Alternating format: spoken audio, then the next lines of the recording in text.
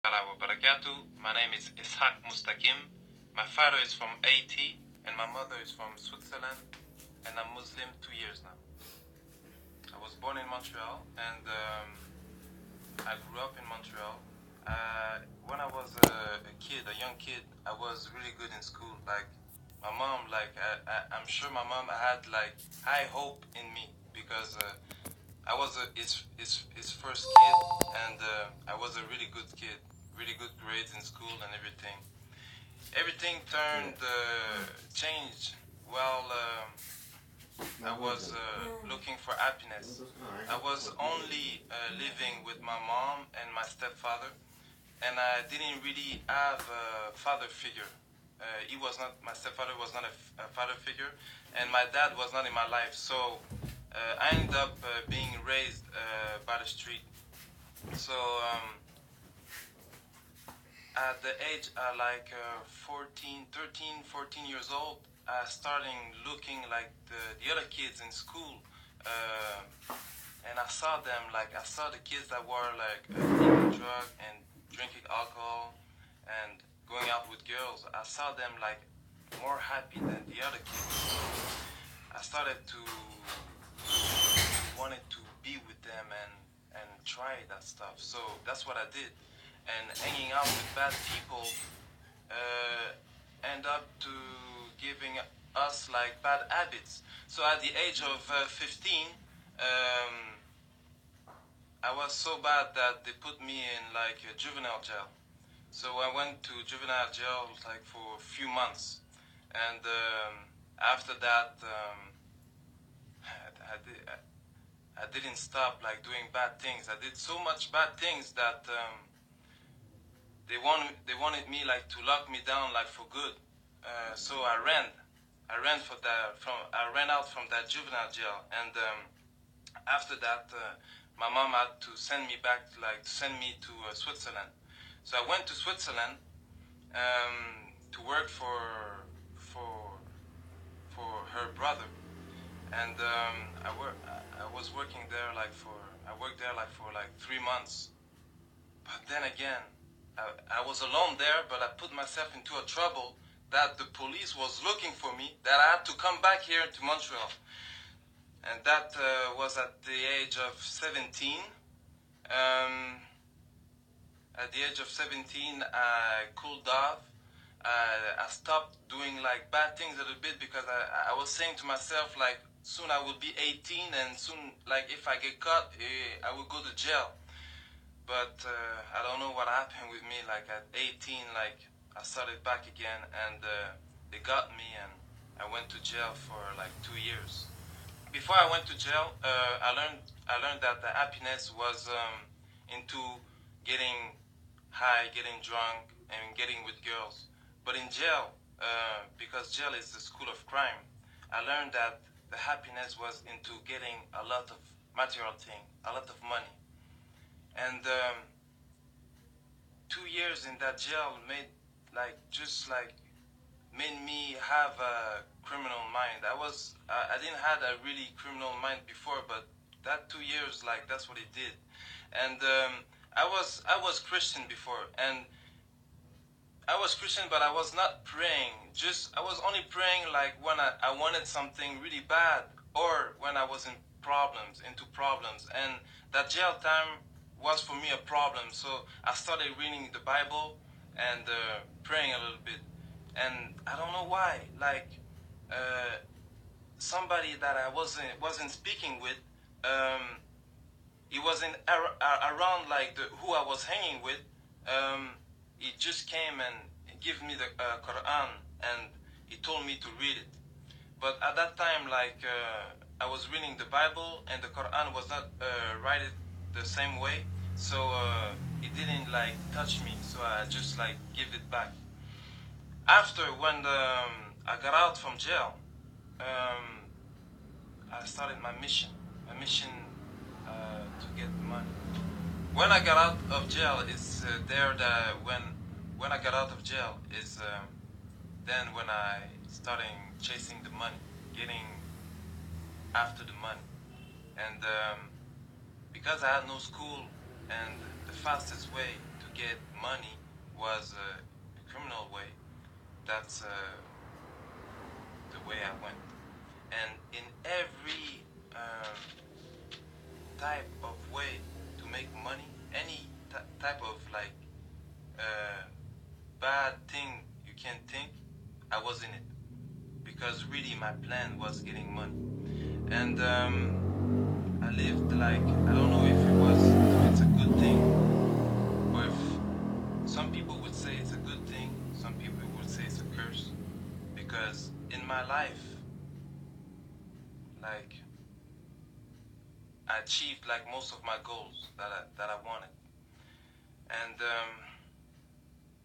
for 10 years, like, I lived that life of like luxury, that life of power and respect. So because when I say this, like, people don't really understand, so I have to make a little bit like of explain a little bit. Like when I say like I had the things that most people, young and older, they would like to have, that I had in my life, they don't really understand, because everybody has his own perspective on like what is luxurious. So when we're talking about cars, Benzes, I had a few, BMW, Porsche, Viper, Hummer, Jaguar, Cadillac, like most of all the brands, like the big brands, that's the car that I had. Like houses, condos, but not like only like the cars like normal, like the car, because when you buy a car, it's like to make you happy, but the thing is that happiness doesn't last. So right after, like you have to suit up the car. But after, when the car is suited up, there's nothing else to do. So you buy another car. Me at one time, like, had like 2 cars, and I was renting out like other cars just to have another change, because like I was bored.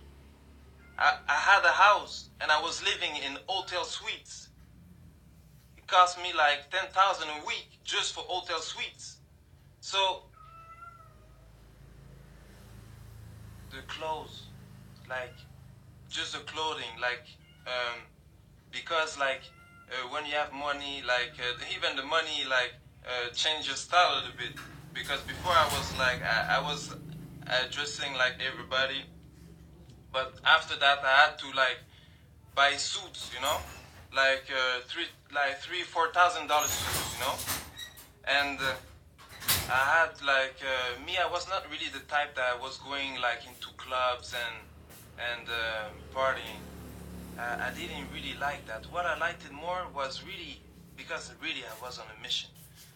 I really liked it more, like staying home, counting money, planning for other plans, you know.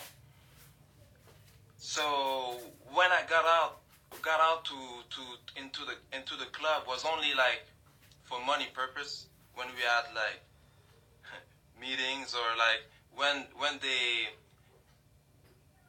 they invite me. So they had to be like VIPs and everything, because the thing is that most of the rappers, they want to be like gangsters, and most of the kids, they want to be like rappers, but those rappers, they want to be like the criminals. And at one time, that was the type of person I was. I was a person that really liked like to enjoy a good meal. So that's what I liked most. Every day going to big restaurant, like the biggest restaurant of the cities, and eating on floors that most of you will never see. Like floors that are not open to the public. So we eat like for like few thousand a meal. And that's nothing, because there's other people that's doing more, you know? So that was the type of life that I was living. And I lived like a millionaire life for like 10 years. But at the end, because all that doesn't come from nothing. You have to work a lot. And at the end, I was questioning myself, like, because when you have all that, and I didn't find the happiness, like, even at one time, because I was in my house, that I rebuilt my complete house, like, I made a container, like, to come in front of my house, and I destroyed everything, like, throw out everything in the container, and I rebuilt everything, like, with the best of the material. But even after, I'm alone in my house, like, and I'm thinking, like, I'm not happy. Even if I drink the best of the alcohol, I'm not happy. So I was questioning myself, like, really badly. And it's then when sometime, like, you go into, like, little, like, what we can call, like, depression, because you're questioning yourself so much. And at the same time, like, because when you live that kind of life, can't be good forever. So after 10 years, I got caught for a little thing, and I had a sentence of 11 months. So I went to jail for a few months, 9 months, and because I did, like, you don't do, like, the full sentence, like, I went to jail for 9 months. So there, because of my criminal file, like, they put me, like, in a certain area, like the maximum. And at that time, like, they put me, like, even, like, if I had, like, a good life, there's always, like, you always want more. So there's, like, always, I was looking up to other people still, you know. So, and they put me, like, in a wing with, like, those kind of people that had even more money, that was spending even more money. Like, they were talking, like, a lot of money. So and and it's not like anybody, like, we're talking just like that and you believe, like, you can read it in the newspaper when something happened, like, it's in the newspaper.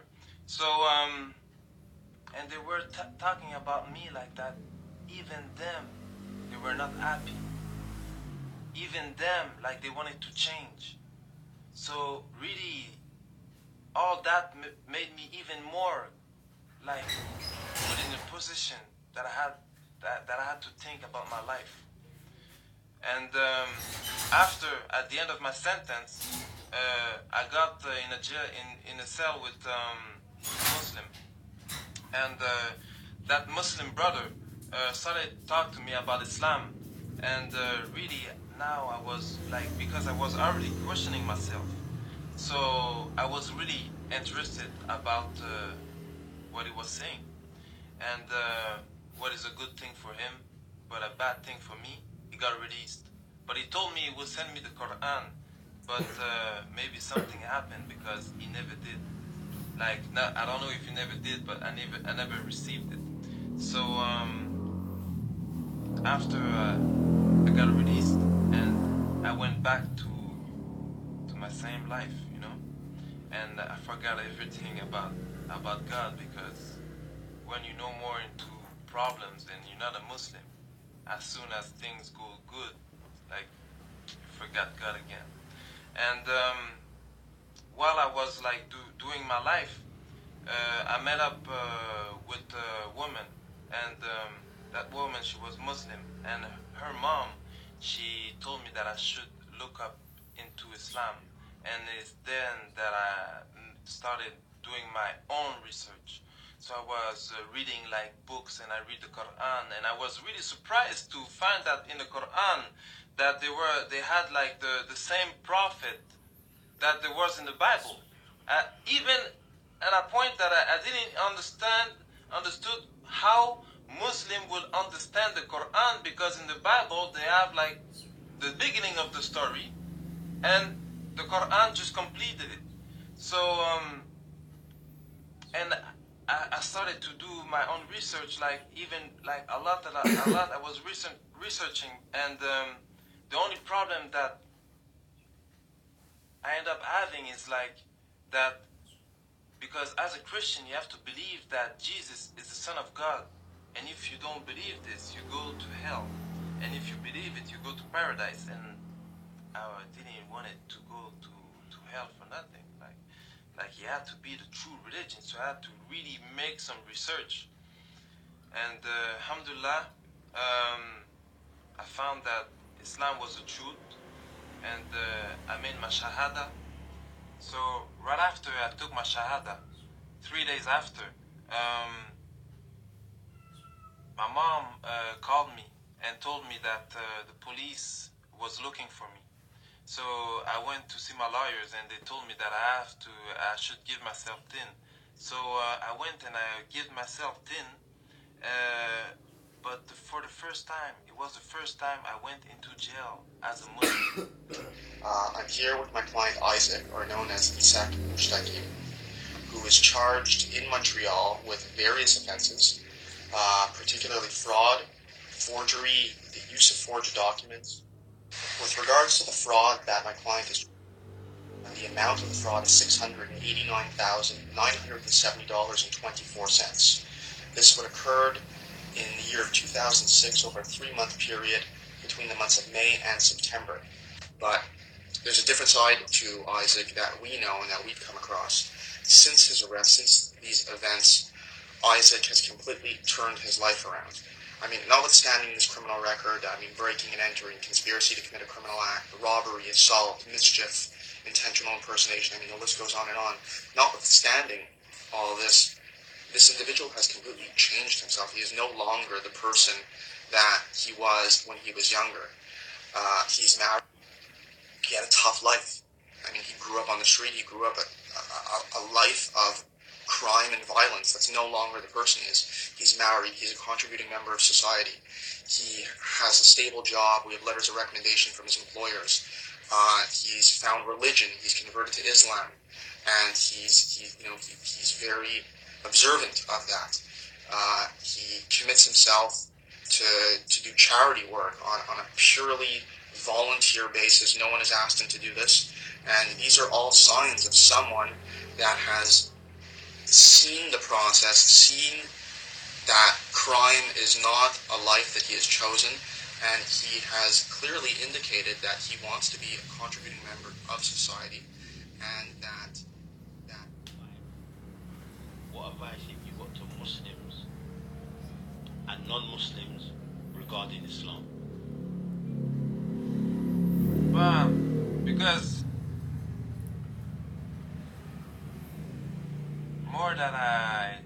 before I never knew like Muslim people.